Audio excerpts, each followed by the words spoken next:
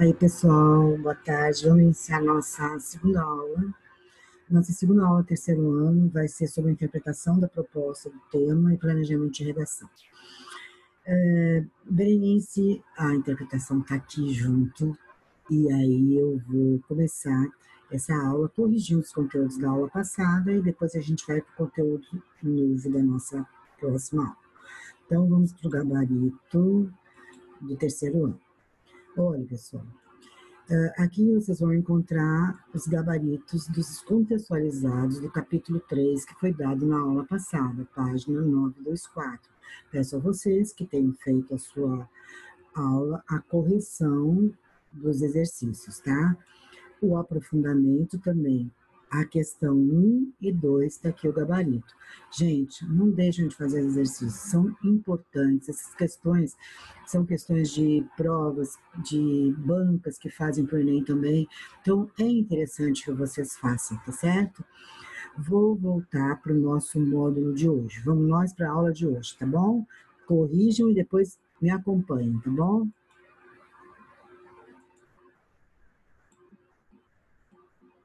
Olhe, a nossa aulinha foi a nossa aulinha de hoje, interpretação da proposta do tema e planejamento da redação. Quando você vai viajar, você costuma fazer um planejamento na viagem? Ah, minha filha, se não fizer vai ser complicado, hein? É claro que não é obrigatório fazer um grande planejamento para viajar. Muitas pessoas gostam de sentir o acaso e não montar nenhum tipo de roteiro. Mas já pensou você chegar num lugar, espera que tenha uma pousada, alguma coisa, não ter nada, sei lá. No entanto, é certo que, quando há algum tipo de plano, a viagem acaba sendo melhor aproveitada, não tenha dúvida. Em que hotel ficar, ele fica perto de transporte público e das principais atrações, como estará o tempo, firme ou chuvoso. Nos dias de chuva, não seria melhor priorizar passeios em lugares fechados? Que tipo de roupa levar? Será preciso trocar dinheiro? Se sim, qual é o câmbio mais barato? Quando você viajar, você tem que pensar o seguinte: você vai para um lugar desconhecido, então você tem um tempo limitado. Você tem que procurar o que tem interessante naquele lugar que vale a pena você ir para lá. Então, se você chega para lá e na cidade e aí não se programou, você vai perder tempo lá procurando o que fazer e tal, às vezes pagando mais caro. Então, quando a pessoa se programa com antecedência, realmente é bem melhor. Naturalmente, isso tudo dá trabalho. Porém, quando planejamos dessa forma, as chances de a viagem ser bem-sucedida são bem maiores. O mesmo ocorre com a redação. Pode acontecer de um texto ficar muito bom sem que seu autor tenha planejado previamente.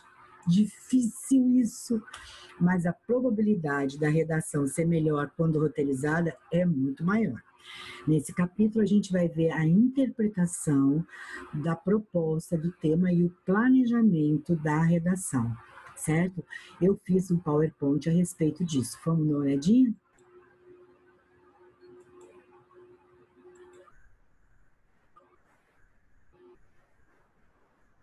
Então, pessoal, como interpretar o tema de redação do Enem? Olha, vamos lá, vamos ver a pergunta aqui. Qual a resposta? Olha só, primeiramente, é preciso entender que os temas cobrados no Enem têm a ver com a atualidade. Eu preciso estar bem informado. O primeiro passo, portanto, para compreender as propostas é estar familiarizado com o que vem sendo discutido nas diversas esferas sociais, como educação, política, saúde, segurança, entre outros. Por exemplo, vamos imaginar, hoje a gente está vivendo essa experiência da educação à distância, né? E vamos imaginar que então seja esse, pode até ser.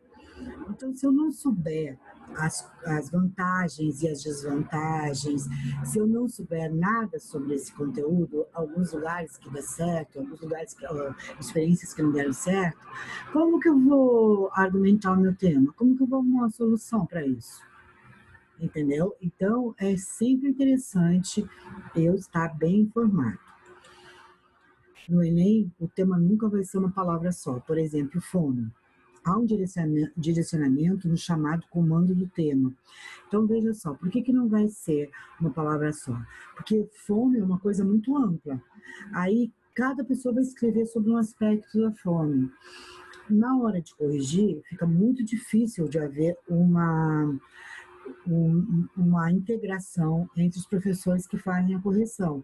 Então, o Enem, ele acha por mais justo ele afunilar esse tema, tá? Ele tem um comando para esse tema, que aí todos devem mais ou menos seguir aquele comando. E aí fica mais fácil você fazer uma avaliação mais justa para todos. O comando do tema é importante para que você saiba de que forma abordar o assunto. Vamos lembrar 3 temas.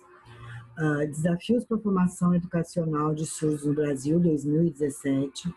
Caminhos para combater a intolerância religiosa no Brasil, 2016. A persistência da violência contra a mulher no Brasil, 2015. Certo? Então, nós temos 3 temas aqui, tá? Observe os termos destacados, são as palavras-chave do comando do tema. Uma das principais causas do tangenciamento. Então, quais são? Desafios, caminhos e persistência. Se eu não entender essas palavras-chave, com certeza eu tenho um grande risco de tangenciar o tema. Então, vamos ver aqui dos desafios. Os desafios para a formação educacional dos surdos, que foi o tema de 2017, ele exigia que o aluno falasse sobre a formação educacional dos surdos, demonstrando quais são as dificuldades, os impasses, ou veja, os desafios para que seja efetivada de forma mais plena em nosso país. Então, primeiro ponto, existe uma formação? Existe. Ela é boa? Ela é perfeita? Não. Ela precisa o quê? Ela tem alguns desafios que a gente precisa vencer. É sobre isso eu vou passar. Quem simplesmente falou sobre a educação, explicando, por exemplo, como funciona, tangenciou do tema e perdeu muitos pontos, tá certo?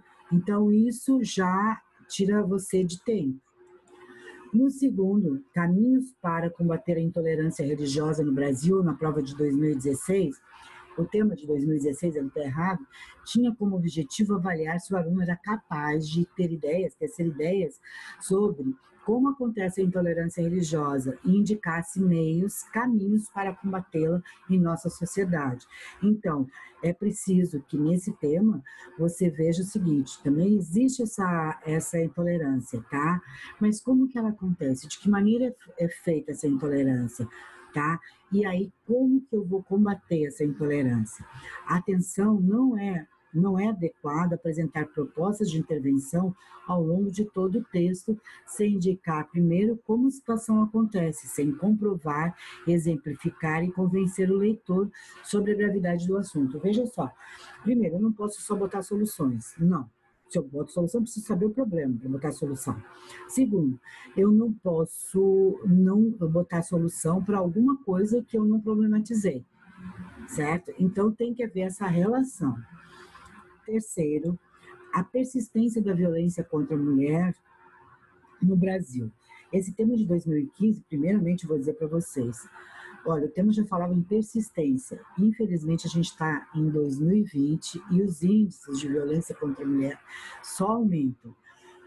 Milhares de alunos colocaram soluções e sugeriram soluções para esse problema, mas me parece que esse problema, infelizmente, no nosso país, parece estar longe de ser solucionado, porque em 5 anos só aumenta a violência. Então, em termos de 2015, o participante deveria problematizar e comprovar por que, apesar de tantas políticas de incentivo, a Lei Maria da Penha uma, e proteção à mulher, em uma sociedade cada vez mais informada, quer dizer, não dá para dizer que as pessoas não têm informação, a violência contra a mulher ainda se faz presente, é persistente, ok?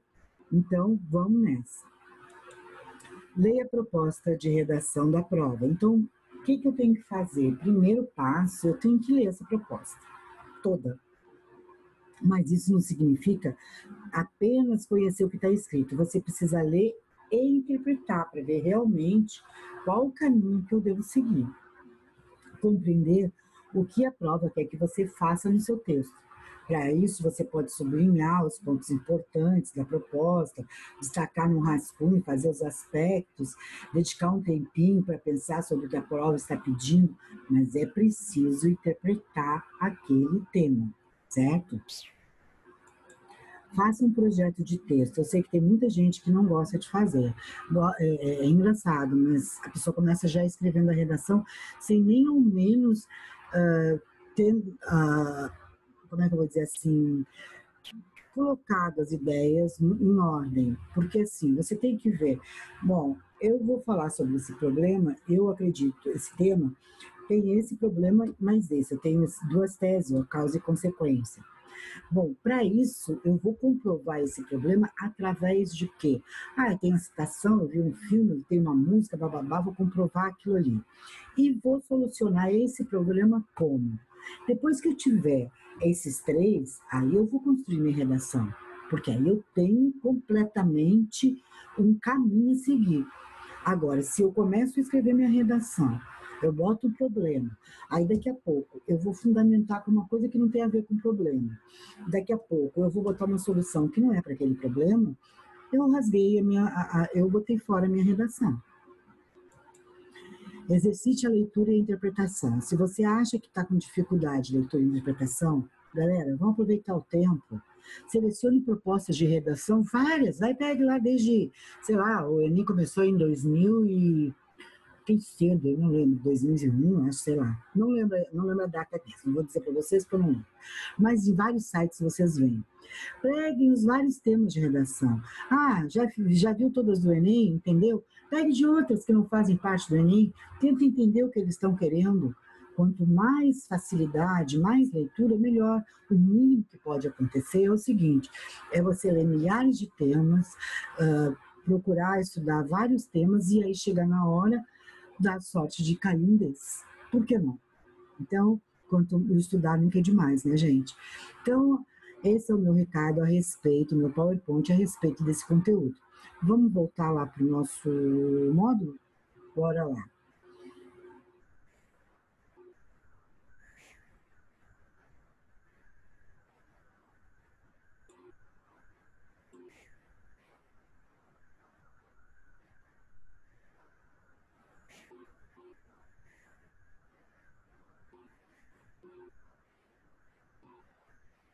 Quando você vai viajar, a gente já.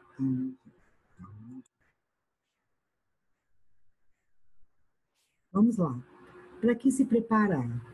Olha, a redação só é corrigida se houver um caderno de respostas devidamente preenchido. No entanto, os alunos têm a falsa impressão de que somente no momento em que a caneta é utilizada na folha de prova que ela está sendo resolvida. Na verdade, a tarefa de produção textual é muito mais complexa e necessita uma fase pré-textual. Quer dizer o seguinte, vou explicar para vocês. Se todo aluno de redação entendesse, de interpretação, que interpretação e redação entendesse que é necessário estudar para isso, seria bem melhor. Veja só,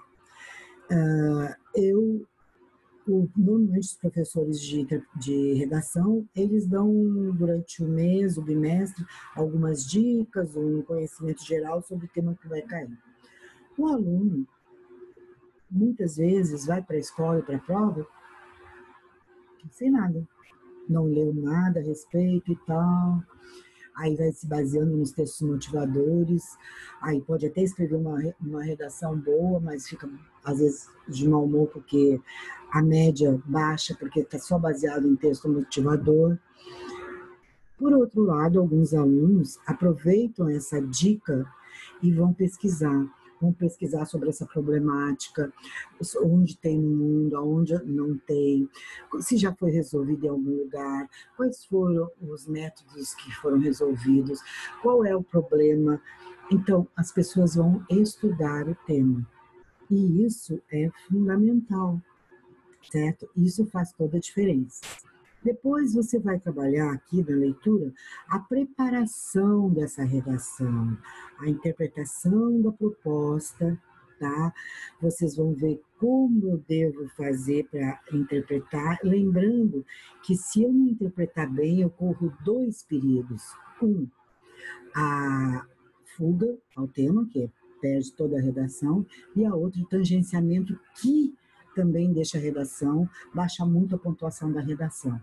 Então, eu tenho que ter esses cuidados, gente. Eu tenho que ter. Ó, Deve-se ter cuidado para não confundir tema e assunto. Aí é bem importante, dê uma lidinha nesse quadro rosinha. A falta de distinção pode levar o aluno a uma falha bastante grave. O assunto pode ser uma referência genérica. O assunto é uma coisa grande ou um fato específico. O que diferencia do tema é que esse último é uma discussão direcionada.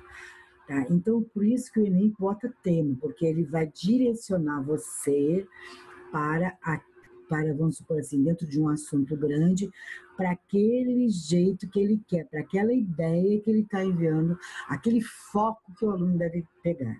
Então, eu tenho um assunto amplo, consciência ecológica, certo?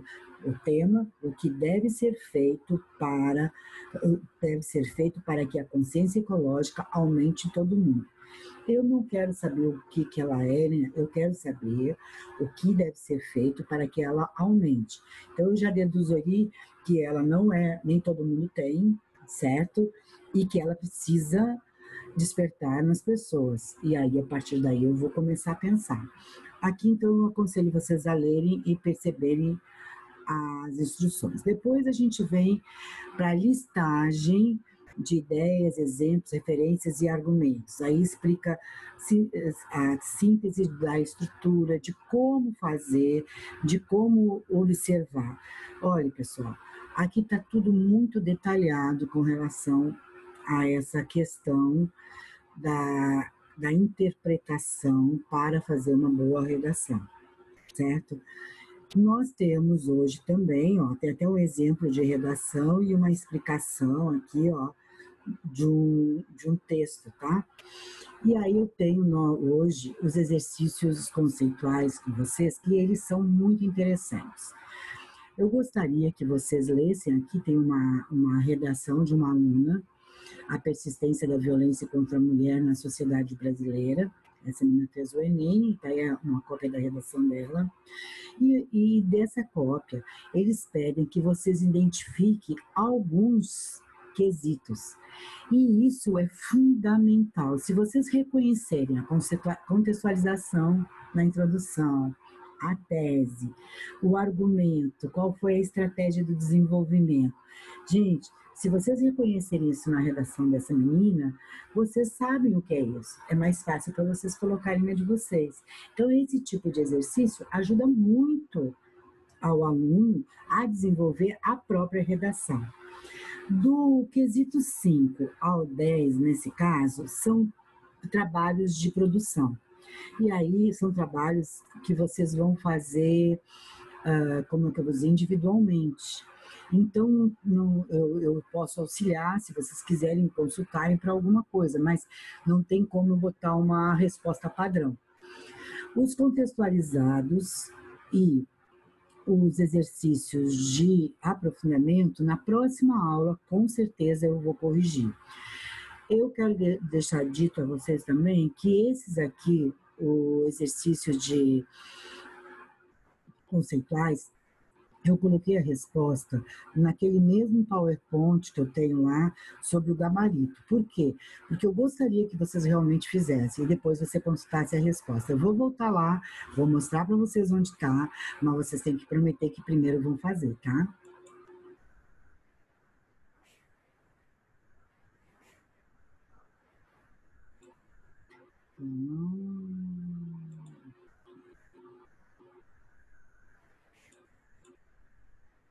Aqui, ó, capítulo 4, exercícios conceituais. Está naquele gabarito do primeiro que eu botei lá, ó. Gabarito, terceiro ano, módulo 1, tá certo?